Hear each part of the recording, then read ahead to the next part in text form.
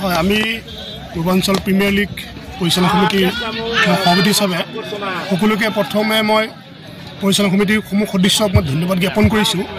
এটা ডেৰমহীয়া যি আমি PPL খেল আমি অনুষ্ঠিত কৰিছিলোঁ, 20টা দলে অংশগ্ৰহণ কৰিছিল আৰু আজি সেই চূড়ান্ত খেলখন আমি অনুষ্ঠিত কৰিছোঁ। SSC ক্ৰিকেট ক্লাব বনাম তিনিমাল ক্ৰিকেট ক্লাব, আৰু প্ৰত্যেক খেলত আমি ৰাইজৰ যথেষ্ট সঁহাৰি পাইছোঁ। আৰু আজি এই চূড়ান্ত খেলত আমি বহুতৰ পৰা আমি যি আশা কৰিছিলোঁ সেই আশা আমি ইতিমধ্যে আমি পাইছোঁ বা গ্ৰহণ কৰিছোঁ। আৰু আজি যথেষ্ট এটা আকৰ্ষণমূলক খেল আমি চাবলৈ পাইছোঁ। কোন জিলাৰ পৰা আপোনালোকৰ খেলুৱৈ আহিছে? না, আমাৰ আচলতে এইটো সম্পূৰ্ণ পূৰ্বাঞ্চল ভিত্তিত, তেজপুৰ পূৰ্বাঞ্চল ভিত্তিত আমি ইয়াৰে যিবোৰ ল'ৰা আমাৰ আছে তেওঁলোকক লৈ আমি টিমবোৰ আমি হেৰি কৰোঁ, অপশ্যন হয় PPLৰ নিচিনা।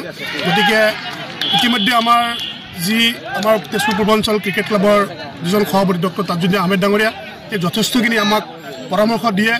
বিভিন্ন ধৰণৰ তেওঁৰ পৰামৰ্শ মতে আমি এই পৰিচালনা সমিতি অনুষ্ঠিত কৰিছোঁ। আৰু সকলোকে মই পুনৰ ধন্যবাদ জনাইছোঁ যে আমাক বিভিন্ন ধৰণৰ যি সহায় সহযোগিতা বা আমাক যি ধৰণৰ আৰ্থিক বা যিকোনো প্ৰকাৰে আমাক সহায় সহযোগ কৰাৰ কাৰণে সকলোকে মই ধন্যবাদ জনাইছোঁ। মই PPL কমিটিৰ এজন সভাপতি হিচাপে ধন্যবাদ। ঠিক আছে। আমাৰ ইতিমধ্যে আগৰ বক্তাগৰাকী কৈয়ে গৈছে যে এইটো আমাৰ পঞ্চম সংস্কৰণ আৰু এইটো সম্পূৰ্ণ IPL ভিত্তিতে হৈ আছে। আৰু এইবাৰ আপোনালোকে গম পাইছে যে SSC ক্ৰিকেট ক্লাব আৰু তিনিমাইল ক্ৰিকেট ক্লাবৰ মাজত আমাৰ চূড়ান্ত খেলখন অনুষ্ঠিত হৈ আছে। আৰু এতিয়ালৈকে আমাৰ